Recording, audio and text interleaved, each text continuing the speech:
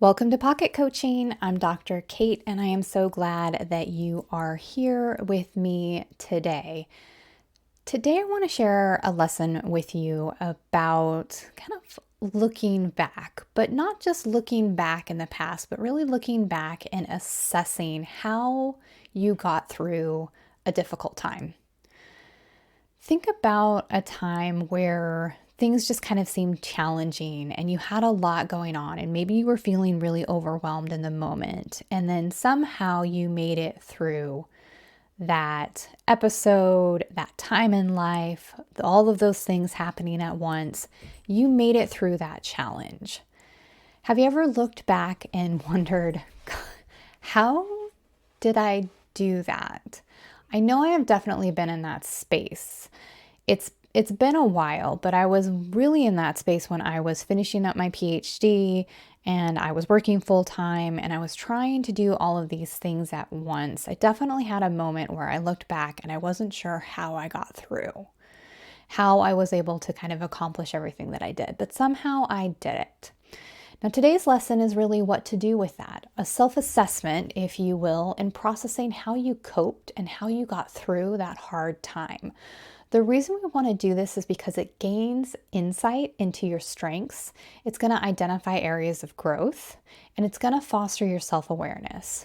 So the first thing you want to do is describe the challenge. What happened? You may want to take note of that hard time you experienced, focusing on the key events or factors that made it challenging.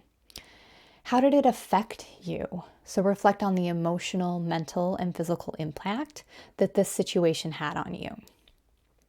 Second, identify your coping strategies. What did you do? List the specific actions, behaviors, or thoughts that you used to cope with the situation. This could be problem solving, seeking support, taking breaks, using relaxation techniques, involving movement. And then why did you choose these strategies? So consider why you chose these particular methods. Were they familiar? Were they recommended by someone? Or was it just intuitive and you went by instinct? The third step is to evaluate their effectiveness. You want to think about how well these coping skills worked for you. So what worked well? Identify which coping strategies were most effective in helping you get through a hard time. Reflect on why they worked for you. And then what didn't work? Consider any strategies that were less effective or even counterproductive, and why do you think they didn't work? Now, when we're thinking about effectiveness of coping strategies, I always like to highlight an important piece, which is there's a difference between effective and healthy and ineffective and unhealthy. A coping strategy can be effective in that it works, it helps your mind shut off. Sometimes this can be used with drugs, alcohol, but it may not necessarily be healthy. So consider that aspect as well. Next, you want to recognize the support systems you have. Who supported you? Identify any individuals or groups who provided support. This could be family, friends, colleagues, or even professional help. And then how did you use this support? Reflect on how you engaged with your support system. Did you ask for help when needed? How did their support influence your coping? The next step is to acknowledge your strengths. What strengths did you rely on? List the personal strengths you drew upon to navigate this situation. This could be resilience, patience, optimism, problem-solving skills. Anything that you used that was a strength that helped you get through this moment. What were those? Acknowledge those strengths. And then how can you build on these strengths? So consider how you can continue to develop these strengths for future challenges. Next, you want to identify any areas for growth. What could you improve upon? Reflect on areas where you struggled or where your coping strategies didn't work as well, or maybe they were a little unhealthier than you'd like. What could you do differently in the future? What resources do you need? Identify additional resources or skills that could help you cope better next time. This might include new stress management techniques, improving communication, or even seeking professional help. Next, you want to reflect on the outcome.